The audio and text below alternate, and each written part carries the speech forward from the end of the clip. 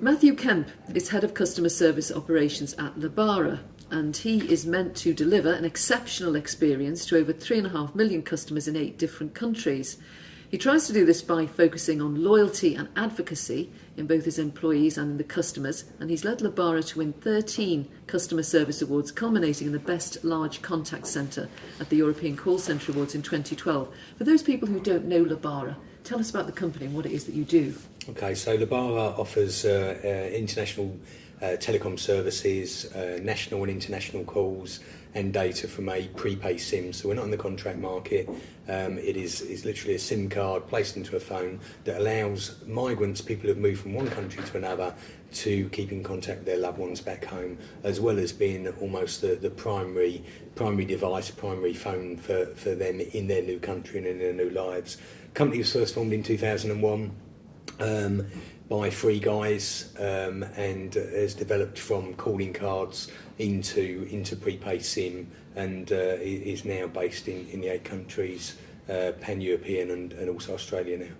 Now, you didn't always, I think it's fair to say, have a reputation for great customer service. I think the industry itself, in the old days with calling cards, people would buy a calling card and expect to receive a certain value, and by the time they've used that calling card, when they equate it to the amount of minutes they've had, there would be a big differentiator between them. So I think the prepaid market has always been quite the poor relation in using phones within every country, but I think something like 60% of the population do use prepaid. There's been a big switch to contract with iPhones and the like coming on board, but certainly it is almost an unseen market of sizable scale out there, and it's very, very price sensitive, so as a result of which it tends to be just price focused, whereas we try to do something a little bit different. Would it be fair to say that because they're poor people, they tend to get a poor service? Or they had tended to? Yes and no. I think they're looking for the best price or the cheapest price to keep in contact. So the fact that they're looking to pay only a certain amount to call Bulgaria, Sri Lanka or wherever has led to a very price-driven market.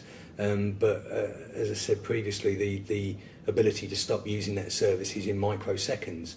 You can leave Lebara and go to one of its competitors almost immediately. So you've got to do something beyond just price. If it's just price, there's no value or engagement or empowerment attached to that. So it's important to find a differentiator, and ours is the quality of that service. So if I was calling my sister in Australia, I don't want an echo on the line. I want it to connect first time. I want the call to be crystal clear so I can speak to her, because that call to me is very important. Attached to that, then secondary for me is the price element, and that I'm paying a reasonable price, not excessive, but not the cheapest for that experience. Now, you talked about something called Smile as being your approach to the way you train your staff to deliver the experience you're trying to deliver when they're giving customers service, when they're solving customers' problems.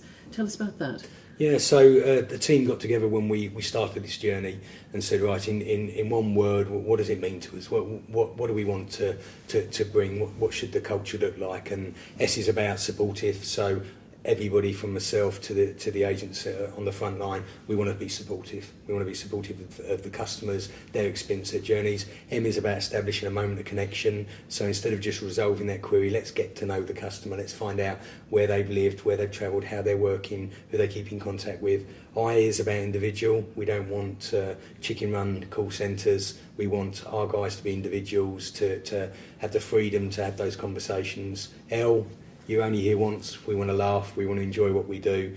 And E, critically, is about showing empathy and understanding towards those customers and what they've been through. Now, in the past, a lot of the pitch about customer service was to do with selling systems, that you must sell systems that, as people say, drill down into the data so that you can understand what customers think about you. You must price up the amount of time that your people answering the phones are spending. At this conference, people have talked about the emotion of the experience, which seems to be the new buzzword. But can you ever really use just data to know what people who use your service think about you? I think data provides a base for a business case around an approach or a new product or a new service.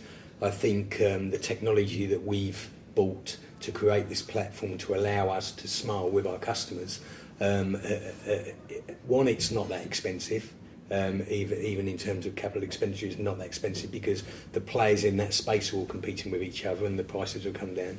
Two, it was about getting the right technology. So for us, it wasn't just about providing a system that gave us a load of metrics and information to tell us how our customers were.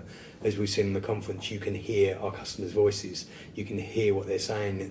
It's their opinion as to exactly how they want to mark Lebara on NPS. So it's taking a technology function, a technology support, and then using that to bring the culture alive. And one of the best things we did was invest in the IVR to give us that feedback through an NPS style survey.